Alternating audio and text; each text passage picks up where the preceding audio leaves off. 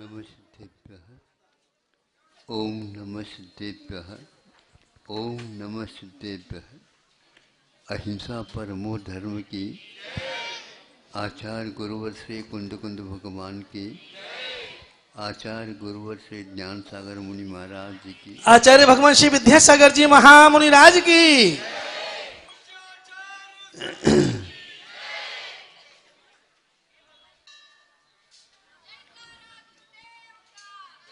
इतना अवश्य है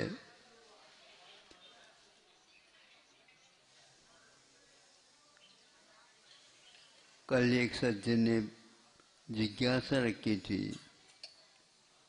इतना सारा का सारा अतीत में हम लोगों की गतिविधियां हुई, किंतु यह याद क्यों नहीं रहती।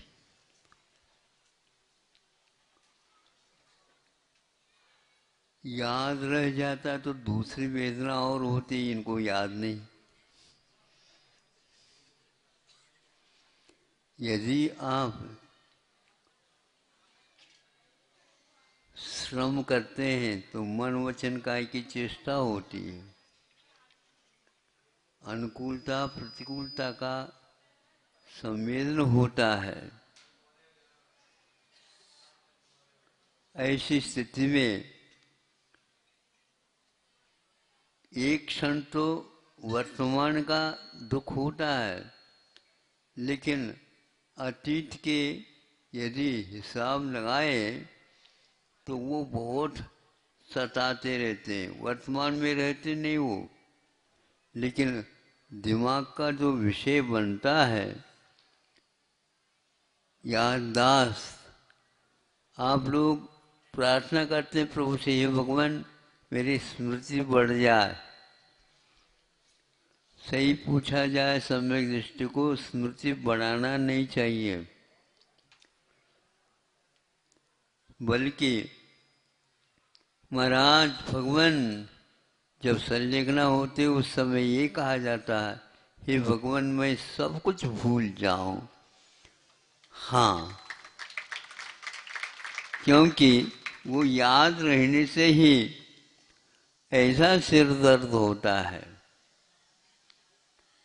उसके साथ संबंध होने से। यदि मान लो पेपर लिख रहा है विद्यार्थी, सुन रहे हैं आप, एकदम मौन हो जाते हैं आप लोग। और पेपर लिख रहा है और ये उस समय जो प्रसंग है उसको तो याद नहीं कर हो पा रहा है, और जो प्रसंग नहीं है वो सब याद आ जाए, जो याद आ जाए उसको लिख दे, नहीं होगा। इसलिए हे भगवान आज का जो पेपर है उसमें तो दो प्रश्न हाथ में ले रखा है, उसके अलावा सब कुछ भूल जाऊं तो वो पक्का है अच्छे ढंग से वह अंक लेकर के आ जाएगा। उसी प्रकार अंतमता सुगता, जो आप अंत में किसी को याद नहीं करें, आराध्य को बस याद करें। बड़े बड़े आचार्य कहते हैं उसमें जो सुख मिलेगा दूसरे और कोई उपाय में नहीं मिलेगा, क्योंकि अन्य जितने भी है वो राग की लीलाएं हैं, वह मिट रही है आ रही है, मिट रही है आ रही है। उसकी जो सततता के कारण है ये सब हम आशावादी बनते हैं और अगली घड़ी की कर्मफल चेतना के बारे में सोचने लग जाते हैं। अब कौन से आई, अब कौन सी क्या पूछते हो, आपने जो लिखा है वही तो उदय में आने वाला है। आज आपने जो प्रश्न के हल किए हैं महाराज आशीर्वाद दे दो ताकि मैं अच्छे ढंग से पास हूँ। पास हूँ तो पेपर दिया क्या नहीं दिया, बिल्कुल दिया, पूर्ण हो गया, पूर्ण हो गया। अब वो भूल जाओ, आप जो लिखा है वही आएगा, और कुछ आने वाला नहीं। नहीं नहीं महाराज आप आशीर्वाद दे दो ताकि जो नंबर देते हैं ना उनकी बुद्धि थोड़ी ठिकाने आ जाए। उनकी बुद्धि ठिकाने नहीं आएगी, आप जो लिखा है वही वहां पर आएगा। एक आध और ज्यादा बढ़ करके मिल जाए, मतलब मांग लो ना, क्या बात हो गई। आपने जो लिखा है पूछा जाए आपके नंबर कितने हैं, जो लिखा है उतने। सबसे अच्छा सरल रास्ता संलेखना के अवसर का है।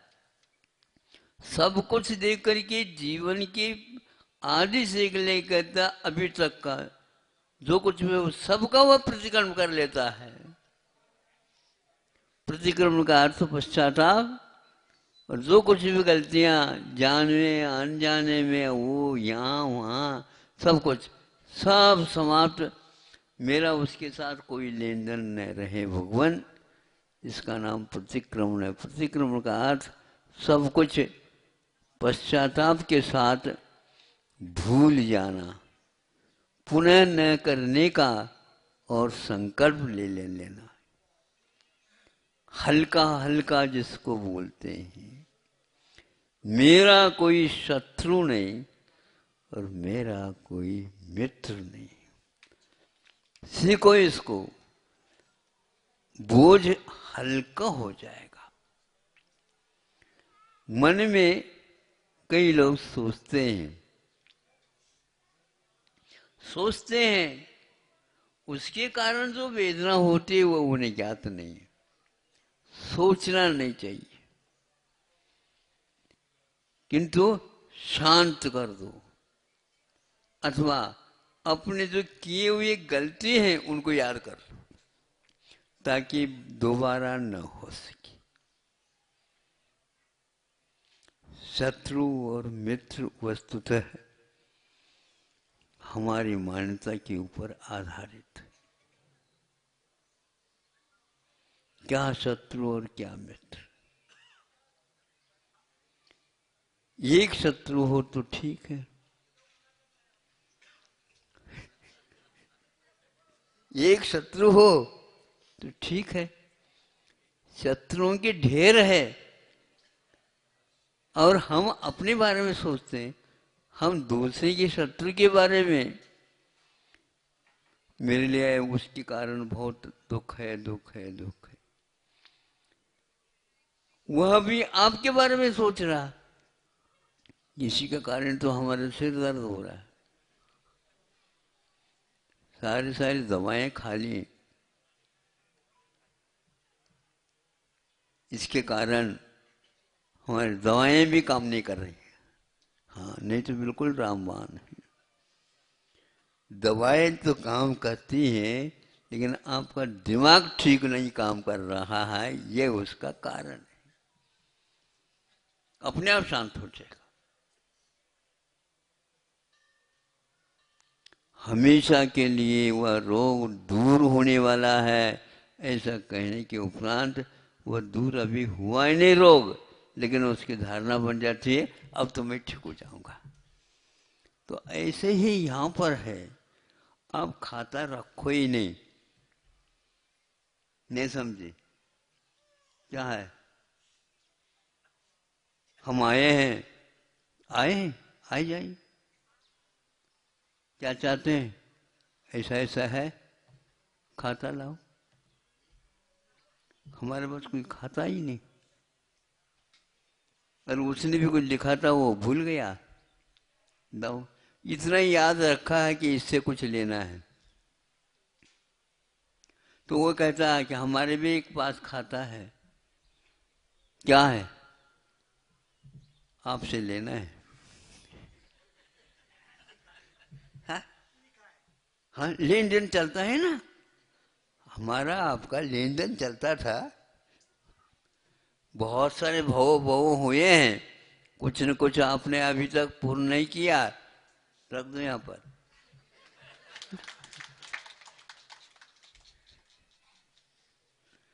एक आपका भी कुछ रह गया तो हमारे भी कुछ रह गया, समझौता कर लो। मित्र और शत्रु ये दो वस्तु ऐसी हैं जड़ से भी भयानक है, और ये दोनों चैतन्य है। डरता संसारिक प्राणी किससे डरता है? सर्प से डरता है, रस्सी से नहीं। रस्सी भी सर्प जैसा है लेकिन वो रस्सी है, ये ज्ञात हो गया। तो जब यह आप जीव तत्व के ऊपर श्रद्धा रखते हो, जीव सत्य के ऊपर श्रद्धा रखते हो क्या नहीं? तत्व कितने हैं? 60 है। तो पहले सर्वप्रथम वही रखा है जीव, तो मैं भी जीव हूं, सामने वाला भी जीव। अब देखो, वो जीव ने मान करके उसको सर्प मान रहा है। किसने कहा? जब जीव है तो जीव के साथ जीव को व्यवहार करो।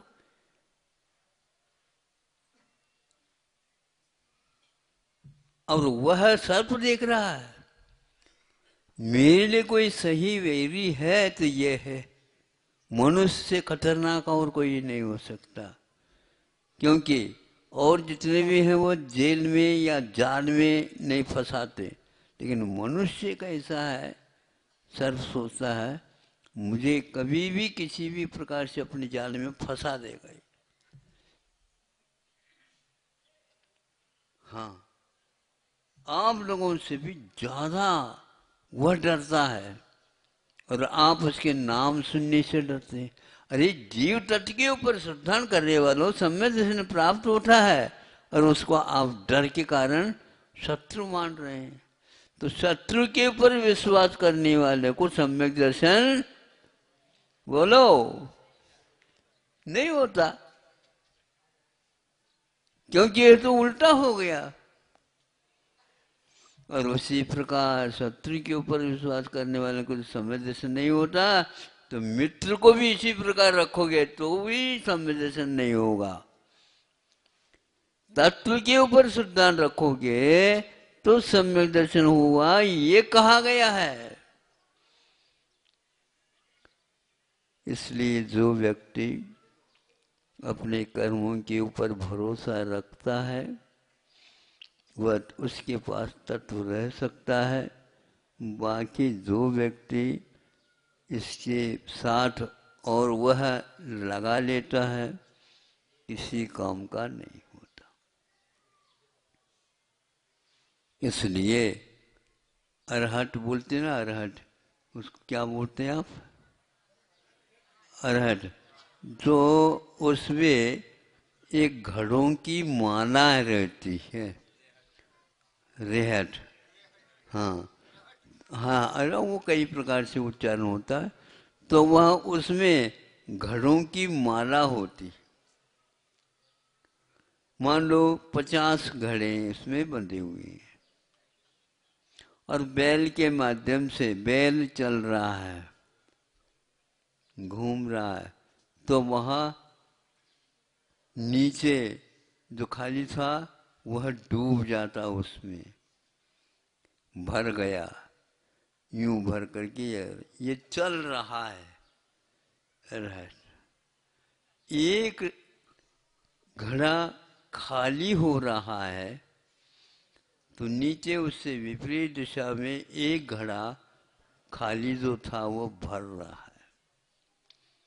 ये कभी भी नहीं रुकता, जब तक 8-10 घंटे तक चला है तब तक रुकेगा नहीं। हम कह रहे हैं ये घड़ा खाली हो रहा, खाली हो रहा, खाली हो रहा, वही भरने के लिए जा रहा है, और नीचे जो खाली था वो भर करके ऊपर आ रहा है। आज तक यह अरहत का खेल समाप्त नहीं हुआ। केवल जीव तत्व के ज्ञान नहीं होने से और जीव को अपने शत्रु के रूप में स्वीकार कर लिया। सर्प के रूप में भी स्वीकार करते हैं तो भी वह भी आपको नरसिंह के रूप में स्वीकार कर रहा है, वह भी वैरी के रूप में, शत्रु के रूप में स्वीकार कर रहा है, क्योंकि आप उससे डरते हैं, उससे आप 10 गुना और स्वयं डरते हैं, वो भी डरता है, ये भी डरता है। डरने वालों के ऊपर श्रद्धा रखने से सम्यक दर्शन नहीं होता। जीव को जीव के रूप में स्वीकार करो। महाराज कैसे मृत्यु है वो तो वो भी आपको वो यही देख रहा है मृत्यु है, ये लटिया और लेकर ये खड़ा है, प्रबंध रखा है, क्या है ये? बहुत कठिन। हर जीव जीव से डर रहा है यहाँ पर, और समय सर हाथ में ले रखा।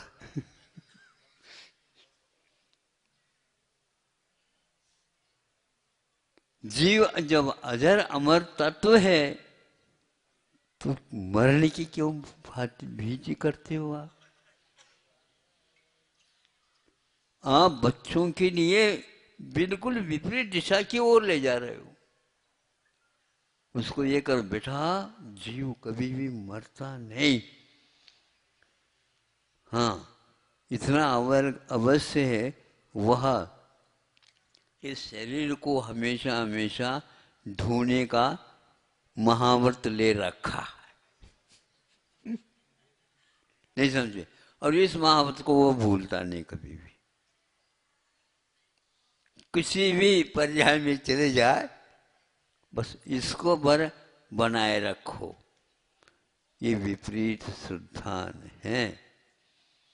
इसलिए जिसका अनुपात से डर कम हो गया है उनके लिए नंबर ज़्यादा मिल रहे हैं, और जिसके अनुपात से डर बढ़ रहा है तो उसको शरीर मिलेगा अवश्य, लेकिन मोक्ष मार्ग के योग्य शरीर नहीं मिलेगा।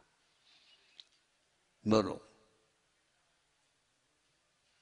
इसलिए एक पर्याय आपकी छूट रही है, दूसरी पर्याय की शुरुआत हो रही है। इधर भर रहा है और इधर खाली हो रहा है। यह आपके वैचित्र। इसलिए अतीत काल की कितनी बार वो घड़ा भरा है, आज तक भरता ही आया, खाली होता ही आया। ये पता है, इसका कोई लेखा जोखा नहीं। आप कब से आ रहे हैं ये आप बता नहीं सकोगे, और भगवान भी कहते हैं तुम्हें समझ में नहीं आएगा। तुम्हारा इतिहास भी उतना ही लंबा चौड़ा है जितना कि भविष्य है। भविष्य का भी कोई अंत नहीं है आपका, और अतीत का भी कोई अंत नहीं है आपका। ऐसा ये वैचित्र पूर्ण नाटक चल रहा, संसार चल रहा है बंधु। अभी अभी किसी के वारंट आए गए तो जा रहा है वो। कहाँ जा रहे हो? बिना बताए। बिना बताए आया था, बिना बताए जा रहा हो। आपके घर में आपने तो मुझे बुलाने के लिए आए, इनसे जान रखो। कुछ लेन देन था इसलिए मैं ढूंढता ढूंढता आ गया। नहीं समझे? हाँ, पुराना लेन देन था, आ गया था। अभी आपको जाने नहीं देंगे, हम तो जेल में बंद कर देंगे, जेल सहित चले जाऊंगा। मुझे कोई रोक नहीं सकता। दूसरी जेल के लिए जा रहा हो और कहीं नहीं जा रहा हो, समझ रहे हो? क्योंकि गुनाह किए हुए हैं। जीव को जीव न मान करके जीव को शत्रु के रूप में आपने स्वीकारा। कभी भी किसी शत्रु के प्रति भीतर से परिणाम करुणा भाव आती नहीं इसलिए। जबकि जीव को देखने से करुणा आना चाहिए। करुणा किसके ऊपर होती है? अनुकंपा किसके ऊपर होती है? जीव के ऊपर होता है। आस्तिक भाव, जैसे मैं हूं उसी प्रकार यह भी है। ऐसे परिणाम करने से सम्यक दर्शन स्थिर होता है। और मेरा अस्तित्व पहले था, है, आगे रहेगा, इस अस्तित्व गुण के ऊपर जो विश्वास करता है वह जीव तत्व का यथार्थ श्रद्धान कर रहा है और वह जड़ से भिन्न है।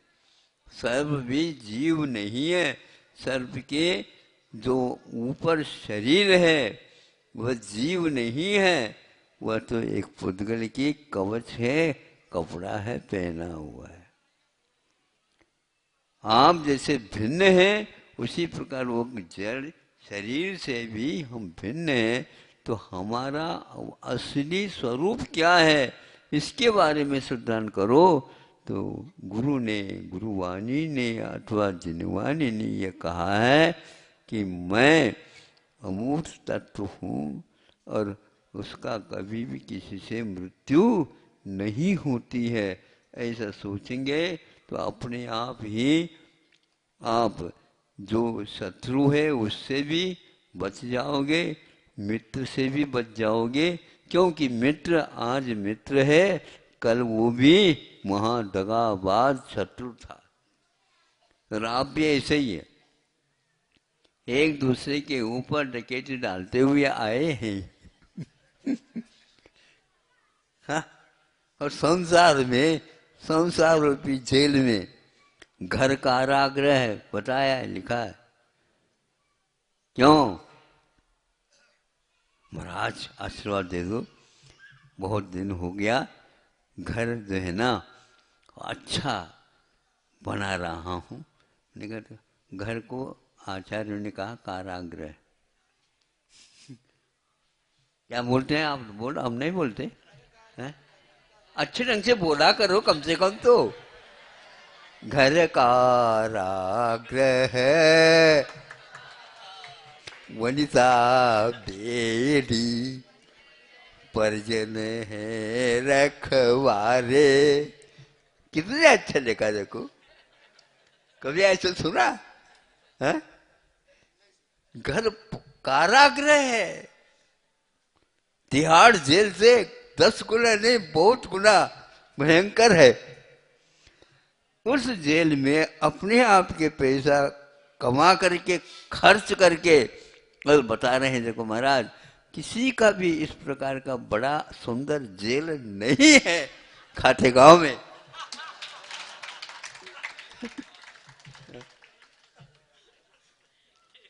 महाराज एक झलक तो देख लो। क्या देखो भैया, जेल दिखा रहे हो? हाँ? हम छोड़ करके जेल छोड़ करके आए और आप जेल दिखा रहे हो। और जेल में आप कितनी खुशी का अनुभव कर रहे हो। धन्य हो, धन्य हो। ऐसे व्यक्तियों के पास कुछ क्षण के लिए रहे, कौन सी हवा लगेगी क्या पता। ये सब अज्ञान है। इसलिए आवश्यक है धूप छांव जैसे बचने के लिए इतना कर लो, आराम सिद्ध कर लो। हाँ, आप बताओ कितने मंजिल का आपका घर है? मतलब आपका अस्तित्व उस सारे मंजिलों में भरा हुआ है। हाँ? एक मंजिल तो हमेशा खाली खाली रहता है भूतों के लिए। लेकिन चूंकि अड़ोस पड़ोस में 5-5 मंजिल के हैं, हमने 6 मंजिल का बना लिया। हाँ। उसके कारण नींद अच्छी, नींद एक ही मंजिल में, एक मंजिल में एक कमरे में, मतलब एक ही पलंग में। उसे मान लो 8-10 पलंग है तो एक ही पलंग में। क्या है ये सब जो है ना, जितने भी पैसा ज्यादा हो रहा है उतना ही वो जेल की मरम्मत अच्छी हो रही है। धन्य हो। ऐसे जेल में रहने वाला जेलर कौन है बताओ? ऐसे जेल में हम क्यों आए? आप भी अपना देख लो। बस ये घर को कारागृह मान लो और चाबी अपने पास रख लो। किसी को दो नहीं चाबी। अब आप लोगों का कैसा उद्धार होगा सोचता हूं। जगत उद्धार करने वाले भी भगवान आपसे थक गए। भैया हम तो अपना उद्धार करेंगे। अब आप लोगों का उद्धार अब स्वयं के ऊपर भरोसा रखिए। आप दूसरे को शत्रु मान रहे हो, दूसरे को मित्र मान रहे हो। परम मित्र अपने आत्म तत्व है, परम शत्रु अपने आत्म तत्व है। राग द्वेष मोह जिसके द्वारा सब कुछ हो रहा है उसको छोड़ने की बात ही नहीं करते हो। छुड़ाने के लिए ले चले जाए, महाराज अभी कहाँ हुआ, अभी कुछ नहीं है, अभी तो हमारा नंबर बाद में आएगा। हाँ ठीक है, नंबर आएगा क्या नहीं आएगा? आएगा तो सही। तो उस समय इन मित्रों का और शत्रुओं का क्या होगा? इसलिए आज से नियम ले लो, हे भगवान हम किसी को शत्रु नहीं मानेंगे। ये कर दोगे तो बहुत कुछ छूट जाएगा। क्या छूट जाएगा? कोर्ट कचहरी पहले छूट जाएंगे। कोई शत्रु नहीं, कोई मित्र नहीं।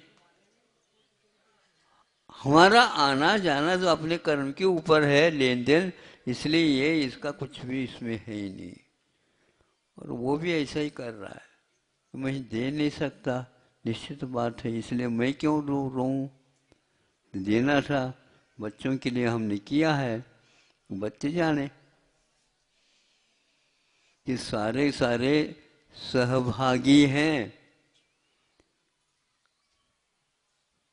सहगामी कोई नहीं होता। क्या कहा?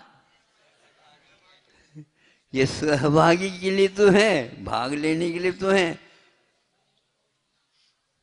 किंतु सहानुभागी सहानुगामी नहीं होता। अनुगामी मेरे साथ साथ जलने के लिए हमारा तो कुछ है ही नहीं। हमारा अलग है, खाता भी अलग है। इसलिए माँ के नाम से अलग है, पिताजी के नाम से अलग है, बच्चों के नाम से अलग है, सबके नाम से अलग है, और स्वयं के नाम से कितना है ये पता नहीं। अलग रखे, वो विश्वास नहीं है ना।